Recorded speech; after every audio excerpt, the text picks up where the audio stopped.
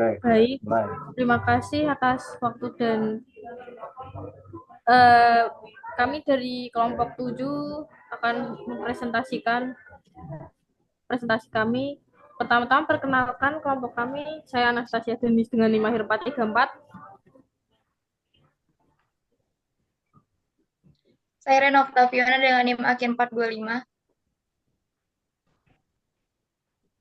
Saya Bianca Pratama dengan NIM 433. Saya Fauzan Ahmad dengan NIM akhir 286. Saya Wiranto Muatmojo dengan NIM akhir 436. Baik, selanjutnya slide pertama akan dibawakan oleh Saudari Rena Oktaviana. Baik, pertama ada profil company. Gudang Garam adalah produsen rokok kretek terkemuka yang identik dengan Indonesia, yang merupakan salah satu sentra utama perdagangan rempah di dunia. Gudang Garam memiliki fasilitas produksi rokok kretek di 2 lokasi. Pertama di Kediri dengan jumlah penduduk lebih dari 290.000 jiwa, yang merupakan pusat perdagangan regional sekaligus lokasi kantor pusat perseroan. Fasilitas produksi kedua berlokasi di Gempol, Jawa Timur yang berjarak 50 km dari Surabaya. Dari kedua fasilitas produksi ini, perseroan mampu memenuhi permintaan produk rokok yang ada. Next. Lalu di sini ada misi dan visi dari PT Gudang Garam Tbk. Yang pertama ada visinya menjadi perusahaan terkemuka kebanggaan bangsa yang bertanggung jawab dan memberikan nilai tambah pada pemeriksaan serta manfaat bagi segenap pemangku kepentingan secara berkesinambungan. Lalu yang selanjutnya ada misinya yaitu Catur Dharma yang merupakan misi perseroan. Yang pertama misinya yaitu kehidupan yang bermakna dan berfaedah bagi masyarakat luas merupakan suatu kebahagiaan. Lalu yang kedua ada kerja keras, ulet, jujur, sehat, dan beriman adalah persyaratan kesuksesan. Lalu yang terakhir ada kesuksesan tidak dapat terlepas dari peranan dan kerjasama dengan orang lain. Next. Lalu di sini ada beberapa produk dari PT Gudang Garam Tbk. Next.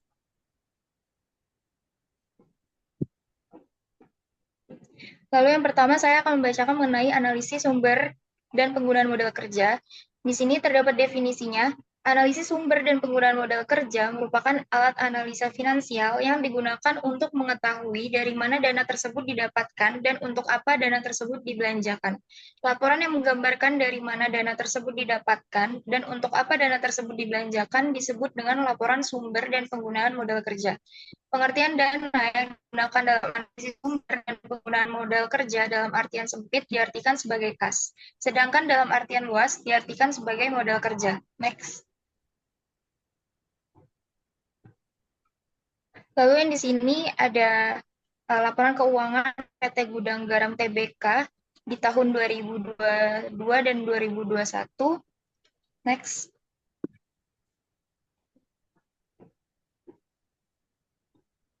Ini juga ada laporan keuangannya. Itu lanjutannya dari yang tadi. Next. Baik, analisis sumber dan penggunaan modal kerja. Pada tahun 2022, modal kerja bersih perusahaan mengalami penurunan menjadi 26,32 triliun rupiah dibandingkan dengan 30,94 triliun rupiah di tahun 2021. Penurunan ini mencerminkan adanya perubahan dalam pengelolaan aset lancar dan liabilitas jangka pendek. Di sini ada sumber modal kerja, yaitu aktivitas operasional. Perusahaan mencatat peningkatan kas bersih dari aktivitas operasi sebesar 85,3% menjadi 9,9 triliun rupiah. Hal ini disebabkan oleh penurunan pembayaran kas kepada pemasok akibat berkurangnya pembelian bahan baku utama. Ini menunjukkan bahwa pengurangan pengeluaran operasional membantu meningkatkan arus kas yang tersedia sebagai sumber modal kerja. Lalu ada pengurangan persediaan dan piutang usaha. Penurunan piutang usaha sebesar 21,4% serta persediaan yang relatif stabil menunjukkan upaya perusahaan dalam mengoptimalkan pengelolaan aset lancar sebagai bagian dari modal kerja. Next. Lalu di sini ada penggunaan modal kerja, perubahan modal kerja bersih. Penurunan modal kerja bersih dari 30,94 triliun pada tahun 2021 menjadi 26,32 triliun pada tahun 2022 menunjukkan bahwa perusahaan menghadapi tekanan pada kemampuan memenuhi kewajiban jangka pendek menggunakan aset lancar. Penurunan ini disebabkan oleh yang pertama, pengurangan nilai aset lancar, termasuk piutang usaha, lalu potensi kenaikan liabilitas jangka pendek. Lalu yang selanjutnya ada penggunaan kas dari aktivitas operasional. Peningkatan kas operasional yaitu kas bersih dari aktivitas operasi naik sebesar 85,3%, mencapai 9,9 triliun. Penyebab utamanya yaitu penurunan pembayaran kas pada pemasok karena berkurangnya pembelian bahan baku utama. Hal ini mencerminkan upaya perusahaan untuk mengurangi pengeluaran operasional tanpa mengorbankan kelangsungan bisnis. Lalu ada dampak positifnya yaitu pengurangan pengeluaran membantu memperkuat likuiditas dan meningkatkan ketersediaan kas untuk mendukung operasional sehari-hari atau keperluan modal kerja lainnya. Next.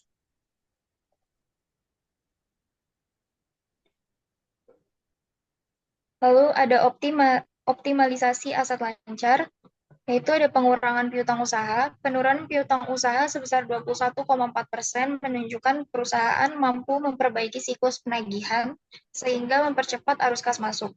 Lalu ada stabilitas persediaan. Dengan persediaan yang tetap stabil, perusahaan menunjukkan pengelolaan stok yang efisien, menjaga keseimbangan antara kebutuhan operasional dan pengendalian biaya penyimpanan.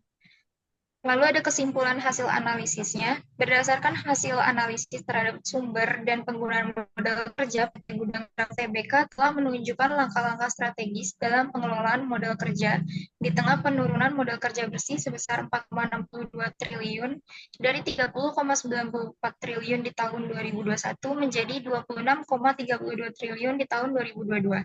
PT Gudang Garam Tbk berhasil mengoptimalkan sumber modal kerja melalui efisiensi operasional dan pengelolaan aset lancar.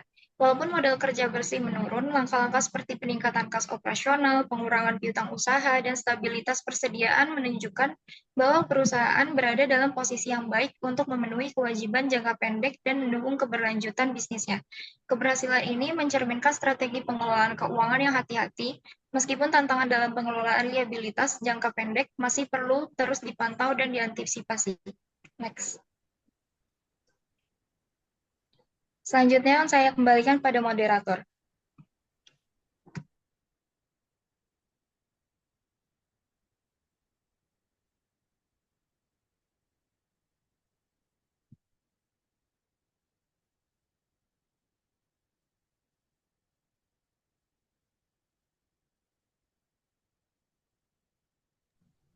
Baik, selanjutnya ada laporan arus kas. Analisis laporan arus kas PT Gudang Garam Tbk pada tahun 2022 pada halaman 30. Itu arus kas dari aktivitas operasi. Jadi menunjukkan arus kas yang dihasilkan dari aktivitas sehari-hari perusahaan seperti penjualan produk dan pembayaran beban operasional. Angka positif menunjukkan perusahaan menghasilkan kas dari operasi, sedangkan angka negatif menunjukkan perusahaan menggunakan kas untuk operasi. Yang kedua, arus kas dari aktivitas investasi. Itu menunjukkan arus kas yang terkait dengan investasi jangka panjang seperti pembelian aset tetap dan penjualan investasi. Yang terakhir ada arus kas dari aktivitas pendanaan, yaitu menunjukkan arus kas yang terkait dengan aktivitas pendanaan seperti penerbitan saham, pinjaman, dan pembayaran dividen. Next.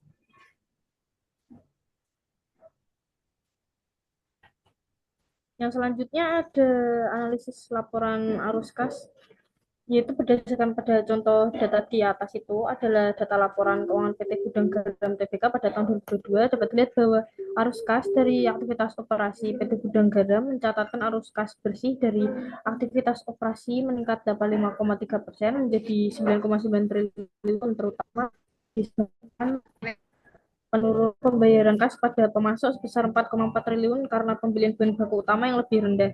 Selanjutnya arus kas dari aktivitas investasi, itu perusahaan mencatatkan arus kas keluar bersih dari aktivitas investasi sebesar kas bersih sebesar 5,3 triliun, terutama digunakan untuk perolehan aset tetap terkait investasi di proyek bandar udara. Di samping belanja rutin pembelian mesin dan peralatan produksi termasuk kendaraan. Hal ini terutama disebabkan oleh pembelian aset tetap dan aset tidak berwujud. Next. Di arus kas dari aktivitas pendanaan itu kas bersih untuk aktivitas pendanaan pada tahun 2022 dibukukan sebesar 4,6 triliun, di 2021 itu 1,5 triliun, terdiri dari pembayaran pinjaman sebesar 13,8 triliun dan penerimaan dari penarikan pinjaman sebesar 13,5 triliun. Selain itu, pembayaran dividen tunai kepada pemegang saham sebesar 43,3 triliun. Yang kedua, posisi kas, meskipun terjadi arus kas keluar bersih, posisi kas dan setara kas PT Gudang Garam pada akhir tahun 2022 tetap kuat, yaitu sebesar 24,2 triliun. Yang ketiga, ada komitmen belanja modal pada akhir tahun 2022. Perseroan mempunyai kontrak sehubungan dengan pembelian impor atau lokal aset tetap dengan nilai sebesar 536,8 miliar, 8,7 juta euro dan ekuivalen 7,8 juta US dollar. Next.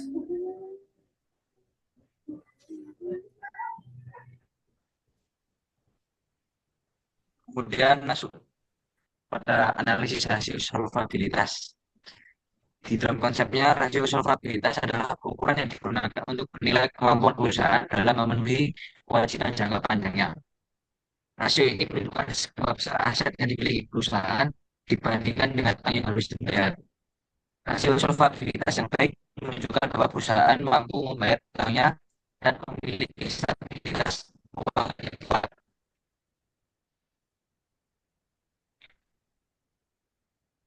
Di sini mengambil debt to asset ratio.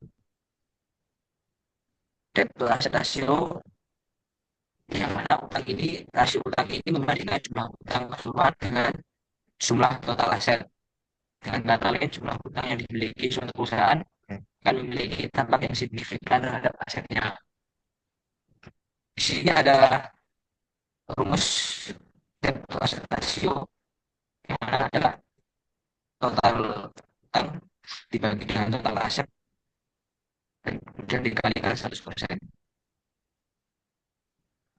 Di sini ada data yang diambil dari laporan keuangan PT Gudang Garam dari tahun 2022, dengan hitungannya total dari tahun 2022 ditemukan sebesar 0,014% dan dibandingkan dengan 2021 dengan hasil dari 0,011%. Yang mana analisis hasilnya ialah kenaikan hasil dari tahun 2021 pada tahun 2022 menunjukkan bahwa perusahaan menggunakan atau mengambil untuk hal pendanaan dari utang yang lebih banyak dari tahun sebelumnya. Hal ini meningkatkan risiko likuiditas perusahaan karena mengalami peningkatan dalam hal pemenuhan kewajiban jangka pendek atau panjangnya. Jika saya kembalikan kepada rekan saya.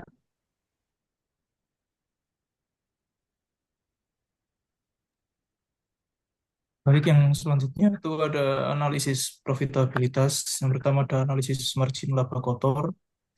Di sini margin laba kotor mengalami penurunan cukup signifikan dari 19,3% pada 2018 menjadi 8,9% pada 2022. Penurunan ini disebabkan oleh kenaikan beban pokok penjualan yang jauh lebih besar dibanding kenaikan penjualan. Kenaikan beban pokok penjualan terutama disebabkan oleh kenaikan cukai rokok berkali-kali di tahun 2019, 2020, dan 2022 tanpa diikuti kenaikan harga jual yang signifikan. Padahal cukai merupakan komponen terbesar dalam harga pokok produksi. Akibatnya harga rokok per batang menjadi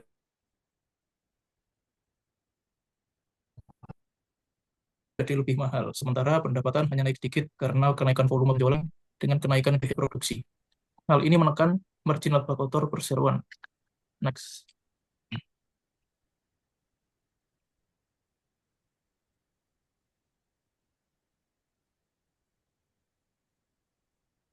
Lalu yang berikutnya ada analisis margin laba usaha. Di sini juga mengalami penurunan cukup dalam, yaitu dari 11,7% pada 2018 menjadi 3,1% pada 2022. Penurunan ini disebabkan oleh kenaikan beban usaha yang lebih besar dibanding pertumbuhan penjualan. Beban usaha perseroan meliputi beban penjualan, beban umum dan administrasi, serta beban lain-lain. Meski manajemen melakukan efisiensi biaya, namun kenaikan beban tersebut tidak sebanding dengan kenaikan penjualan. Hal ini disebabkan oleh skema pemasaran dan distribusi yang masih menggunakan tenaga kerja manusia, sehingga sulit untuk dioptimalkan. Padahal beban usaha seperti gaji karyawan, biaya distribusi, dan lain-lain meningkat seiring dengan kenaikan upah minimum regional. Next. Lalu yang selanjutnya ada analisis margin laba bersih. Secara keseluruhan, margin laba bersih perseroan mengalami penurunan cukup dalam dari 8,1% pada 2018 menjadi 2,2% pada 2022. Hal ini disebabkan oleh penurunan margin laba kotor dan margin laba usaha. Sementara beban lain seperti beban keuangan tidak mengalami perubahan yang signifikan, padahal laba bersih merupakan tolak ukur profitabilitas utama bagi perusahaan. Next.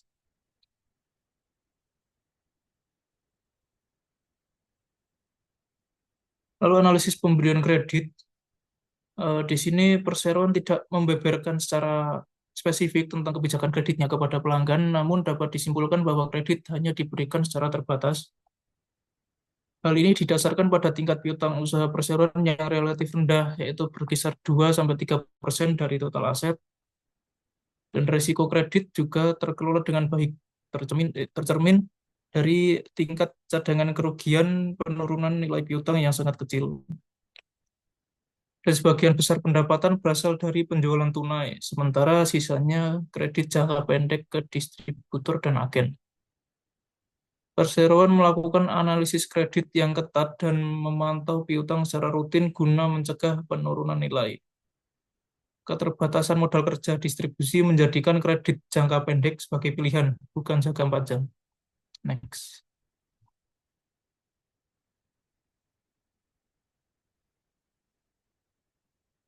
Lalu yang selanjutnya analisis ukuran pasar. Saat ini Gudang Garam merupakan produsen rokok terbesar kedua di Indonesia berdasarkan volume penjualan. Pangsa pasar Gudang Garam sebesar 25,5% pada 2022. Pangsa pasar Gudang Garam di segmen rokok kretek mesin sebesar 43%, sedangkan segmen rokok kretek tangan sebesar 5,2%.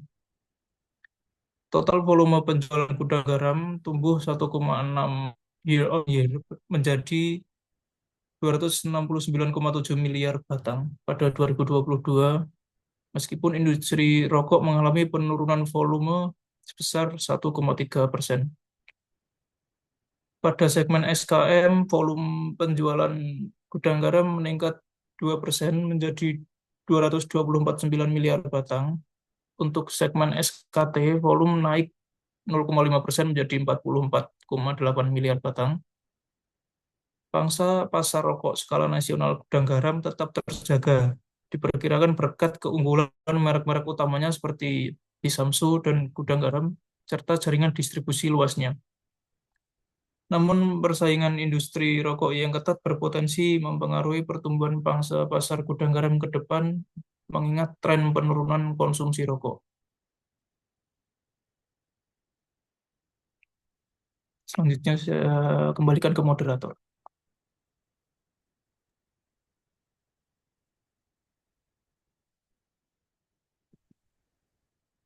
Baik, untuk selanjutnya yaitu mengenai analisis kebangkrutan.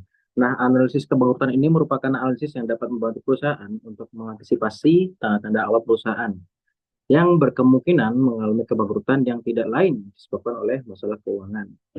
Nah, di bawah ini ada beberapa manfaat analisis yang dapat digunakan oleh beberapa pihak seperti pihak pemerintah, lalu manajemen, kreditor, akuntan, dan investor saham. Lanjut. Next.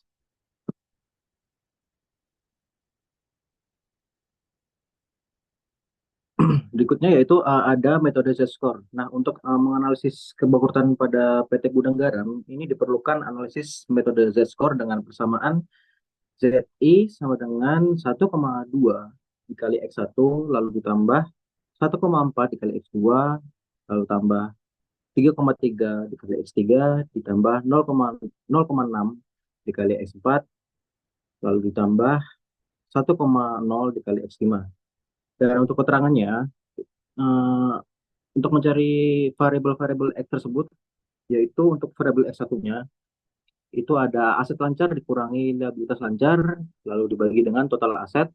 Lalu untuk variabel X2, itu ada laba ditahan dibagi dengan total aset. Lalu X3, yaitu laba sebelum bunga dan pajak dibagi dengan total aset. Lalu X4, nilai pasar saham biasa dan preferensi dibagi dengan nilai buku utang. Dan X5, penjualan dibagi dengan total aset. Nah, di samping ini itu ada data laporan keuangan yang di dalam itu ada beberapa akun untuk menganalisis kebangkrutan dari PT Gudang Garam ini sendiri. Dan data ini tuh kita ambil di website resmi di Bursa Efek Indonesia. Yang pertama itu ada aset lancar dengan nominal di tahun 2022 dengan nominal 55.445.127 rupiah.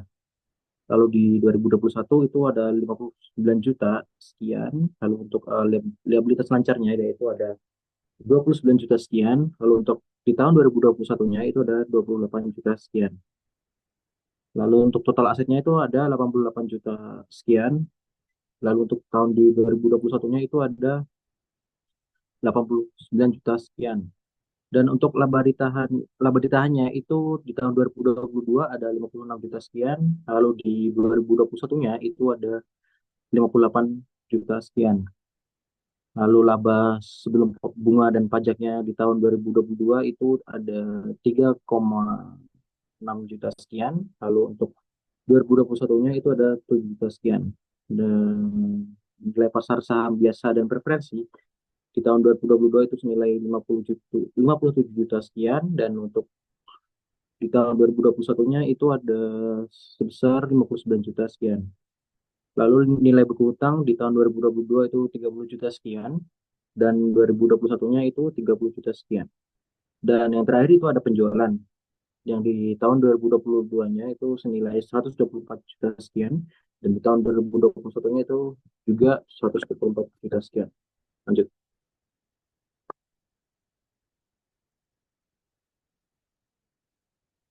Dan untuk perhitungan dari analisis Z-score sendiri, itu kita akan mencari dulu ya variabel-variabel X1 sampai X5 terdahulu. Yaitu kita masukkan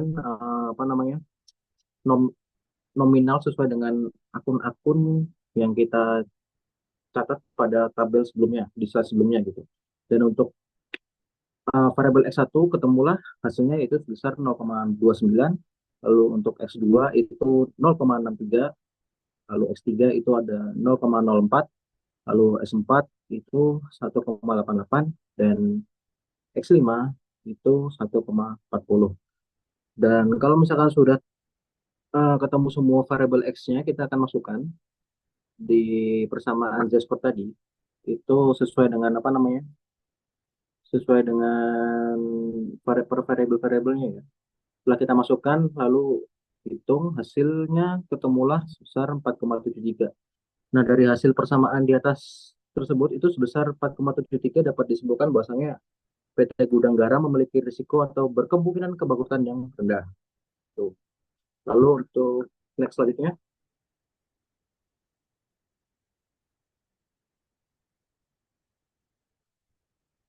Dan ini tahun 2021. Ini kurang lebih sama ya seperti yang tahun sebelumnya, tahun 2022. Dan di sesi sebelumnya itu perhitungannya masih sama. Cuma bedanya mungkin kita nominalnya aja ya. Per tahunnya itu beda-beda. Tinggal kita hitung dan ketemulah X1-nya itu sebesar 0,34, lalu X2-nya itu 0,64, X3-nya 0,08, X4-nya 1,93, dan X5 1,38. Nah, setelah ketemu, kita masukkan ke analisis Z-score-nya, persamaan Z-score-nya, itu yaitu ketemunya sebesar 4,10. Jadi bisa disebutkan bahwasanya dengan hasil tersebut, yaitu sebesar 4,10, dapat disebutkan bahwasanya PT Gudang Garam ini memiliki risiko yang berkemungkinan mengalami kebangkrutan yang rendah, sama seperti tahun sebelumnya. Begitu. selanjutnya next.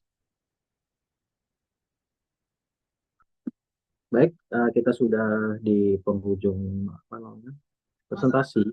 Maka dari itu saya akan membagikan ke moderator. Silakan. Baik, terima kasih Saudara Bibi. Sekian presentasi dari kelompok kami. Terima kasih. Wassalamualaikum warahmatullahi wabarakatuh. Waalaikumsalam. Stop record. Wih, super. Dadah. Hai. Selesai. Kelar, bro. Anjay.